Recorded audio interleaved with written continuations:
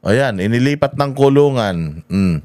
Tapos, ang nagtanggol sa kanya, sino bang ano na to? Ayan, ito. Pakita ko lang sa inyo. Mabilis lang. Bago tayo magtapos. More importantly, I think that's a yearbook. What I will say is that we were batchmates in grade school, but he was never my classmate and he was never my friend. Nako, ayan, kinoconnect kasi batchmate kayo. Tapos sasabihin mo, batchmate lang kami. 12 years old pa ako nun eh. Iba, si Jinggoy.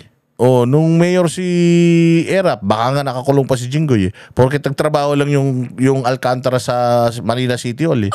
Ikinonekta nyo nun sa kay Jinggoy eh. Porket may picture lang siya eh. Kasama si Jinggoy, kinonekta nyo na. Ikaw nga, kaklase mo pa eh. Porket naimbita lang sa birthday niya eh. Na sabit lang naman siya eh. Ikinonekta nyo na eh. Tapos ikaw hindi ka pwedeng ikonekta. Tsaka magtataka kasi kami, sir.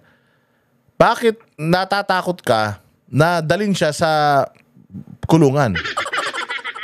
Ba't natatakot ka doon? Bakit parang kino-question mo yung pagdala sa kanya sa kulungan? Bata mo ba to? Tropa mo ba to? Kaibigan mo pa to? Nagtatanong lang. So, medyo nakakatawa ho na inuungkat po ni Senator Jinggoy Estrada po yung mga yearbook pictures ko nung 12 years old po ako to make a connection to Bryce Hernandez. There's no connection with him. So I think that needs to be pointed out. Because more importantly, the more important pictures would be the pictures of him with engineer Henry Alcantara, Yusek Bernardo. Those people worked with his father. Picture lang yun eh. Alam mo, those people worked with his father. Worked with my father, tapos sa akin mo kinokonek. Tapos ikaw, hindi pwede i-connect sa'yo na magkaklase kayo nun. Kaya kumakanta ngayon yan dyan. At ayaw bumalik sa Senado. Again para sa akin lang, ganito ko nakikita yung mga bagay-bagay. Pupunta ako sa lugar at magpapakulong ako sa lugar kung saan masarap ang buhay ko. Hindi ako magpapakulong sa lugar na na bago sa akin. Parang si ano yan eh. Sino ba to? Si Pablo Escobar, di ba? Magkukulong ako, pero kasama ko yung mga kaibigan ko sa kulungan ko. At kami masusunod doon. Makukulong ako pero party-party kami doon. Parang ganun eh. Hindi ka papayag na makulong tapos ang mangangalaga sa'yo yung mismong gobyerno na, di ba si Pablo Escobar, hindi siya pumayag na makulong siya sa normal na kulungan. Susuko ako, ikulong nyo ako doon sa gusto kong kulungan. Ang ginawa ng mga pumayag kasi nga mga kasapakat niya yung mga nasa gobyerno diyan sa sa bansa nila. Ganun din, parang ganun din ang dating sa akin ito. Pwede ba wag niyo na ako ibalik sa Senate? Dito na lang ako. Bakit gusto mo diyan? Kasi mas masaya ka diyan. Bakit ka masaya diyan? Baka naman kaibigan mo yung mga congressman. Baka naman nandiyan yung mga poprotekta sa'yo dahil di umano yung mga congressman ang naglalagay ng mga insertions. Mga congressman ang nagpaplano ng mga project at nagbabudget ng mga projects.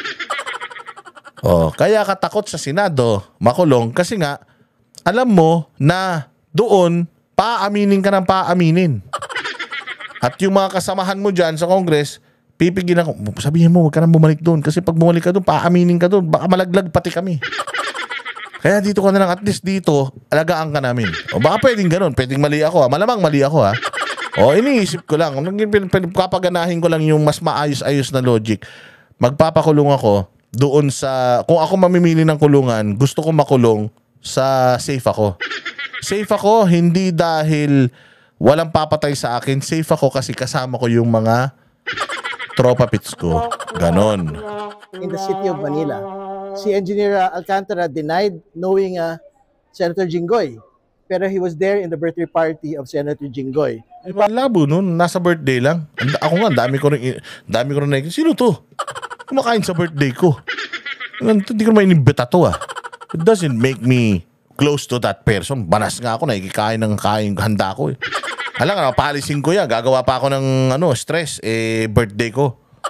Kung mga to, basta lang maidikit parang mga komunista talaga Probably with Undersecretary Bernardo. These two personalities are at the epicenter of the Bulacan flood control, corruption, controversy.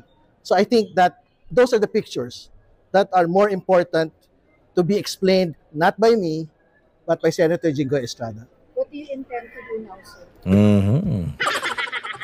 So ayan mga bossing, yung mga kaganapan dyan. At marami pa tayong mga re-reaction, napakarami pang ano, pero ito muna.